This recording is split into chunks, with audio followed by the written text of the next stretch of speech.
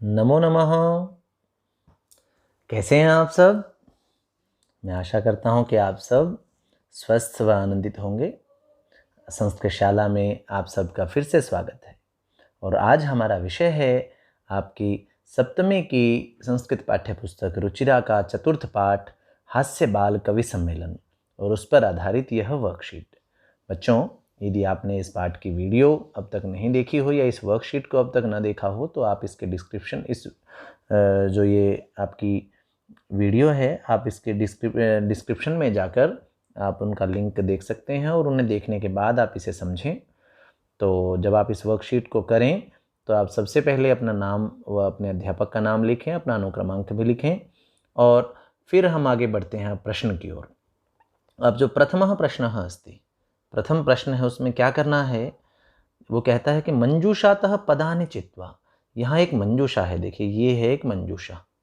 इस मंजूषा में कुछ पद हैं, शब्द हैं कुछ, उनमें से शब्द छांटकर आपको कथायाः पूर्तिम कुरुता। नीचे कथा दी गई है, इस कथा में रिक्त स्थान आपको भरने हैं। ये देखिए कथा, ये चित्र, आपको इस चित्र को देखकर कुछ कुछ समझ आएगा आपको, आप अनुमान लगा सकते हैं। देखिए यहाँ एक ये बंदर बैठा हुआ है, हैरान सा है, परेशान सा है, इसके हाथ में भी कुछ है, कुछ दिखाई दे रहा है।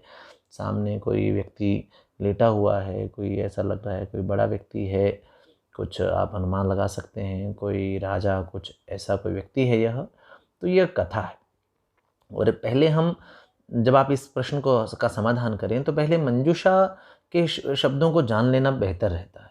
तो मंजूषा के शब्दों को हम देख लेते हैं। नासिकायाम एव, नासिका अर्थात नाक, नाक पर ही। वारम वारम, वारम वारम अर्थात बार बार। खड्गेन, खड्ग कहते हैं तलवार को, और खड्ग से तलवार से। देखिए जो बंदर बैठा है इसके हाथ में जो हम कह रहे थे ना कुछ है, ये शायद तलवार ही है। खड्ग से, तलवार से। दूरम, दूर। क्या ये बंदर राजा को मारना चाह रहा है? ऐसा लग रहा है। चलिए देखते हैं क्या होगा अभी इस कथा से जानेंगे। दूर तो आप जानते हैं अर्थ इसका। मित्रता, मित्रता भी आप जानते हैं। मक्षिका अर्थात मक्खी। व्यजनेन, व्यजन अर्थात पंखा, और व्यजनेन अर्थात पंखे से। उपाविशत, बैठ गई। छिन्ना, छिन्ना अर्थात छिन्न भिन्न हुई, कटी हुई। सुप्तः, सुप्तः अर्थात सोया हुआ। और प्रिय, प्रिय मतलब प्यारा, प्रिय। तो इन शब्दों का अब हमने अर्थ जान लिया है। अब आप एक बार कम से कम आपको ये कथा जो है वह उसे पूरा पढ़ना चाहिए और उन शब्दों का एक अनुमान लगा लेना चाहिए। उसके बाद आप इसे भरना शुरू करें। तो देखते हैं जैसे अब एकस्य नृपस्य, एक राजा का एक वानरः आसीत्, एक वानर था। अब एक राजा का जो था वो एक वानर था। अब इस मंजूषा में से आप क्या अनुमान लगा सकते हैं कि कौन सा शब्द यहाँ पर आना चाहिए? एक राजा का एक वानर था, तो कैसा वानर था? प्रिय। राजा का एक प्रिय वानर था, प्यारा बंदर था, उसका पालतू वह बंदर था। तो एक बार की बात है कि नृपः रिक्त स्थानम आसीत्, राजा जो है वो क्या कर रहा था? अब देखिए यहाँ इस चित्र को देखकर भी आप अंदाजा लगा सकते हैं। तो नृपः सुप्तः आसीत्, बिल्कुल सही है आपका अनुमान। राजा सो रहा था। तो अब जब सो रहा था तो फिर क्या हो रहा था? तो वानरः रिक्त स्थानम तम अविजयत, वानर जो था बंदर वो उस पर हवा कर रहा था। और हवा कर रहा था तो किससे हवा करेगा? पहुंचिए उस उत्तर पर। जी बिल्कुल ठीक है, व्यजनेन। किससे हवा कर रहा था? व्यजनेन, पंखे से। व्यजनेन पहले क्या होता है बच्चों, आजकल तो आप देखते हैं कि इलेक्ट्रिसिटी से चलने वाले पंखों का प्रयोग आप करते हैं, लेकिन पहले हाथ वाले पंखे ऐसे हुआ करते थे, उन पे कपड़े वगैरह के भी पंखे हुआ करते थे, उनसे हवा की जाती थी। तो बंदर जो था वह, और बहुत सारे तरीके थे वो हवा करने के, जब पंखे नहीं हुआ करते थे। छत में भी बांध दिया जाता था कपड़ा और उसकी रस्सी बांध दी जाती थी, रस्सी को खींचते थे तो उससे पंखा कपड़ा हिलता था और हवा आती थी। तो ऐसा कुछ करते हुए उस पंखे से वो वानर राजा पर हवा कर रहा था। तो क्या हुआ तब? तदैव, तभी, एका रिक्त स्थानम नृपस्य नासिकायाम, तभी एक कोई वहां पर आया या आई, और स्त्रीलिंग है एका, तो कौन आई वहां पर? मक्षिका, एक मक्खी, नृपस्य नासिकायाम, राजा की नाक पर क्या किया उसने, वह राजा की नाक पर, देखिए रिक्त स्थान है यहाँ पर भी, राजा की नाक पर उपाविशत, बैठ गई, राजा की नाक पर आकर बैठ गई। यद्यपि वानरः रिक्त स्थानम व्यजनेन, यद्यपि वानर जो था वो व्यजनेन ताम निवारयति स्म, यद्यपि वानर जो था वो व्यजनेन, व्यजन से, पंखे से उसको हटाता था, और कब, कैसे, यद्यपि वानरः वारम वारम, बार बार उसे हटाता था। अब देखिए कौन कौन से शब्द आ गए हैं, कौन से रह गए हैं। जब 5-6 रिक्त स्थान आप कर लें तो उसके बाद एक बार ये भी देखना जरूरी है। तो नासिकायाम एव भी रहता है, और खड्गेन भी रहता है, दूरम भी रहता है, मित्रता भी रहता है, और अगले तो आ गए हैं ये मक्षिका व्यजनेन उपाविशत भी, और छिन्ना भी रहता है अभी आगे, और सुप्तः प्रिय भी आ गए। तो 5 शब्द रहते हैं, नासिकायामेव, खड्गेन, दूरम, मित्रता और छिन्ना। इनमें से ही अगले रिक्त स्थानों में शब्द आएंगे। तो अब क्या हुआ, तो वो उसे पंखे से हटाने की कोशिश कर रहा था बार बार, लेकिन तथापि फिर भी सा पुनः पुनः व बार बार नृपस्य रिक्त स्थानम उपविशति स्म, बार बार वो उड़कर राजा की कहाँ बैठ जाती थी, नासिकायाम एव। अभी हमने ऊपर शब्द देखा था कि रहता था अभी, तो ये आ गया नासिकायाम एव।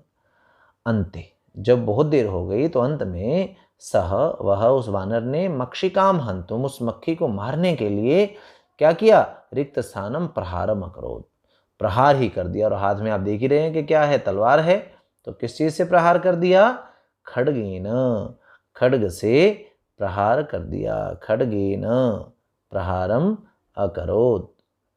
फिर क्या हुआ, मक्षिका तो उड्डीय रिक्त स्थानम गता, अब मक्खी तो उड़कर कहाँ चली गई, दूरम, ये शब्द था ना अभी मंजूषा में, दूरम गता, किंतु खड्ग प्रहारेण नृपस्य नासिका, 2 ही शब्द रह गए हैं, छिन्ना और मित्रता।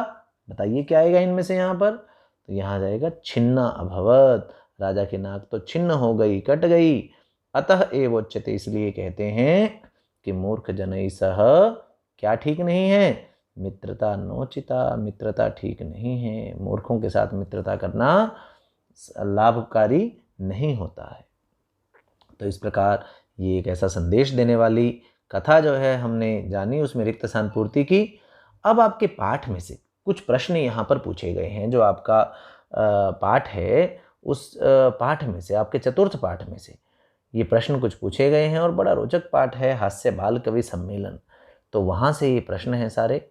वैद्यराजः कस्य सहोदरः अस्ति, वैद्यराज जो है वो किसका सहोदर है, किसका, किसका सहोदर मतलब सगा भाई है। अब श्लोकों में से ये श्लोक से ये प्रश्न है, जब श्लोक कहा गया था वहां पर, तो और एक पद में ही आपको उत्तर लिखना है इसके सामने। तो वैद्यराजः कस्य सहोदरः अस्ति, यमराजस्य, कस्य, यमराजस्य। प्रश्न जिस विभक्ति में पूछा जाए तो आप उत्तर उसी विभक्ति में ही देंगे, इस बात का ध्यान रखिएगा। लोके किम दुर्लभम, इस लोक में, इस संसार में क्या दुर्लभ है, संसार में क्या दुर्लभ है। एक कहा था ना इस बारे में, तुंदिल ने कहा था। तो परान्नम, परान्नम दुर्लभम। फिर है तृतीय प्रश्न, कोलाहलम के कुर्वन्ति, शोर कौन कर रहे थे। जब आरंभ हुआ था तब बात आई थी ना कि मंच पर कवि बैठे हुए हैं और शोर हो रहा है, तो कौन कर रहे थे शोर, श्रोतारः, जो वहां पर सुनने वाले जो बैठे हुए थे ना, श्रोतारः वो। अग्रिम है प्राणान कह हरति, प्राणों का हरण कौन कर लेता है। तो एक पंक्ति आई थी ना, यमस्तु हरति प्राणान, तो उस पंक्ति में ही है उत्तर। तो कह यमः, यमराज जो है वह यमः, यमः प्राणान हरति। और अग्रिम है घृतम पीत्वा किम कुर्यात्, घी पीकर क्या करना चाहिए। तो घृतम पीत्वा श्रमम कुर्यात्, तो श्रमम आ जाएगा यहाँ इस प्रश्न का उत्तर। तो एक पदेन से उत्तर हमने दिया इनका। और अग्रिम प्रश्न है विलोम पदानि योजयत, जो यहाँ पर विलोम पद हैं उनको आपको जोड़ना है। ये देखिए 2 तरफ लिखे हुए आपस में विलोम शब्द हैं, एक दूसरे के उल्टे अर्थ वाले हैं, तो जिसका जिसके साथ में उल्टा अर्थ मिलता है उसको हम, उसका मिलान हमें करना है। तो अधः, अधः का अर्थ होता है नीचे, अब इसका उल्टा क्या होगा, ऊपर। तो वो है ऊपरी। ये आगे है अंतः। अंतः मतलब अंदर। अब इसका उल्टा क्या होगा? बाहर, तो बहि। दुर्बुद्धि, दुर्बुद्धि बुरी बुद्धि वाला, तो इसका उल्टा होगा सुबुद्धि, तो सुबुद्धे।